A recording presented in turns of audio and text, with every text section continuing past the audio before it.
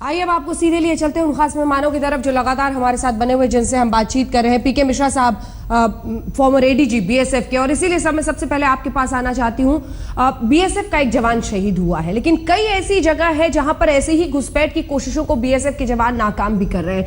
बड़ा सवाल यह है कि अगर ये आतंकी इस वक्त भी कहीं वहीं पर भागकर छिपे हुए हैं, एक बड़ी चुनौती है।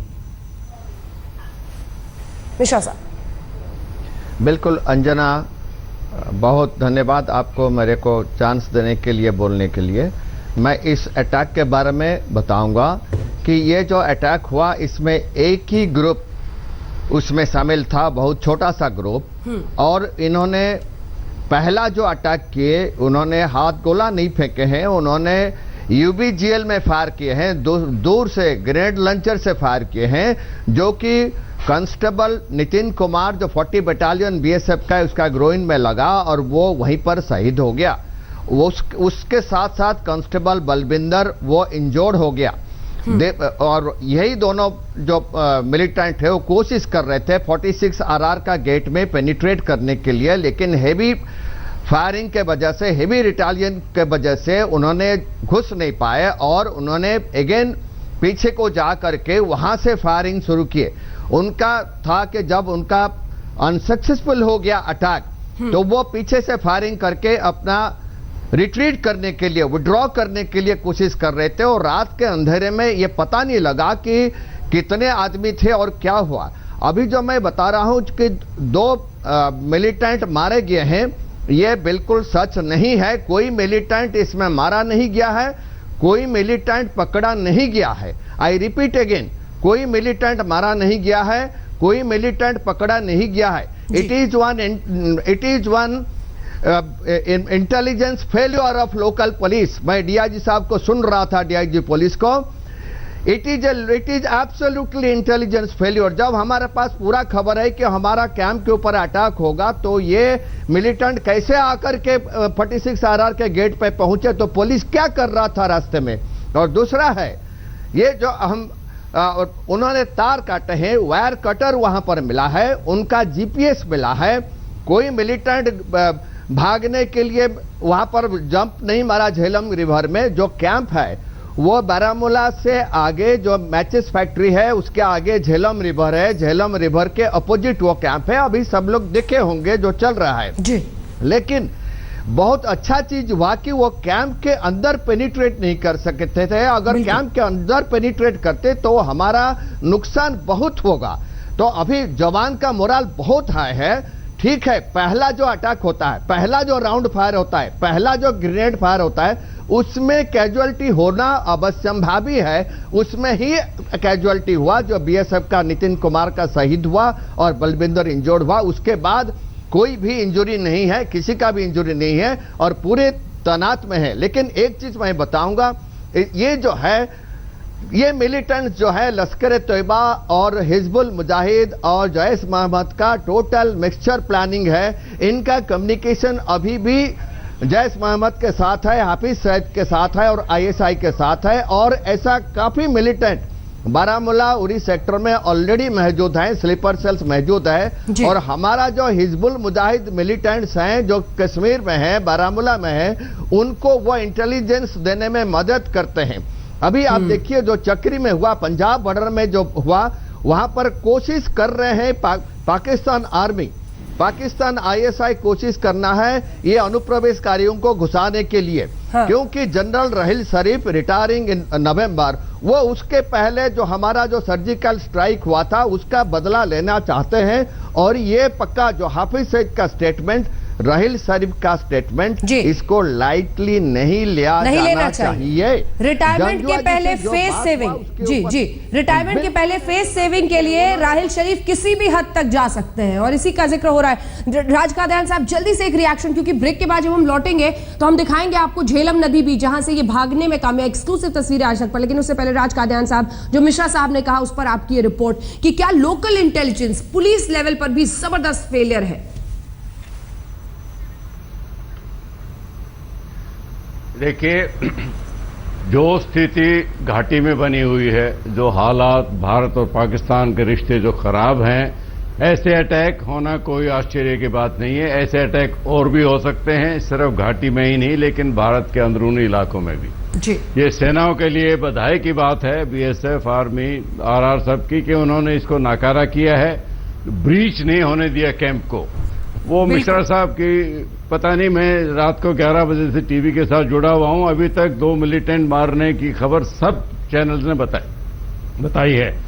ये कौन से गुटके थे, कहां से आए हैं, वो तो तहकीकात के बाद पता लगेगा। लेकिन एक बात कहना स्वाभाविक है कि इसका सर्जिकल स्ट्राइक से डायरेक्ट ताल्लुक शायद नहीं होगा।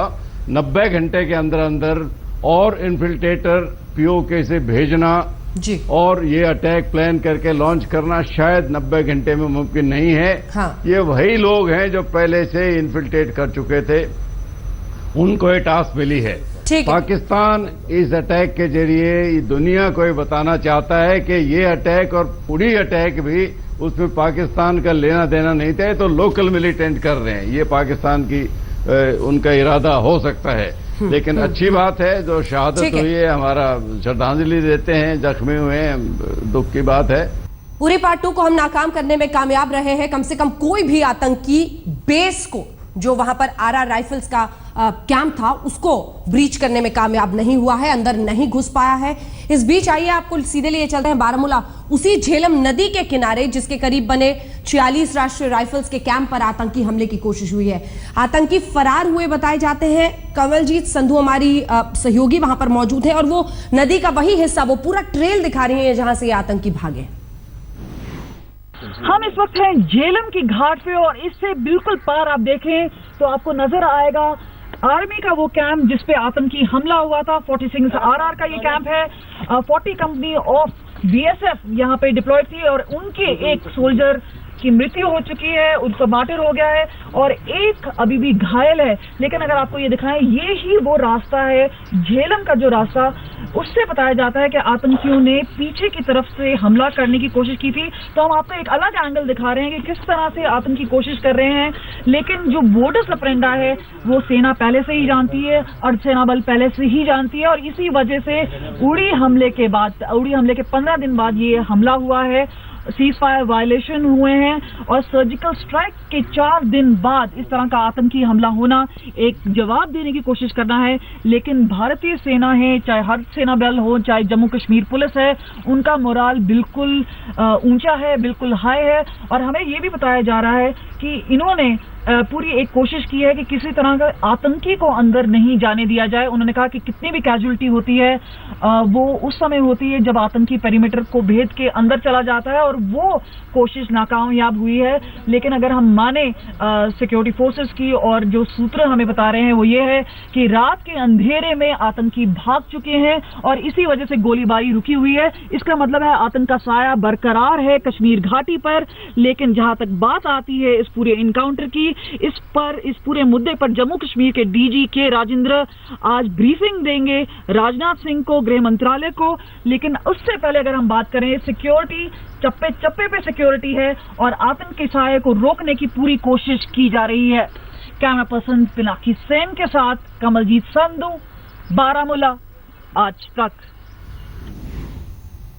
ये तस्वीरें जो आपने देखी हैं सब कुछ बयां कर रही हैं। अगर वाकई यहीं पर, अब हालांकि आप देख रहे हैं वहां पर तमाम सैनिकों की मौजूदगी। जीडी बख्शी साहब, आपसे एक रिएक्शन, क्योंकि जो मिश्रा साहब कह रहे हैं वो भी बहुत महत्वपूर्ण है, जो कादयान साहब कह रहे हैं वो भी महत्वपूर्ण, लेकिन हमने कम से कम इस बार एक तैयारी दिखाई। उरी में जैसे ऑफ गार्ड पाया था, इस बार जबरदस्त जवाब दिया है, कम से कम घुसने नहीं दिया अंदर। देखिए, हमारे लड़के पूरे रूप से अलर्ट हैं, चौकन्ने हैं, उनका मोराल स्काई हाई है इस वक्त। खासकर हमने जो बॉर्डर पार जाके मार लगाई है उसकी खबर सारे देश में सनसनी फैला चुकी है। सारे हमारे फोर्सेस के अंदर उत्साह है और उन्होंने अच्छा करारा जवाब दिया है। मैं कादियान साहब से पूरी तरह सहमत हूं।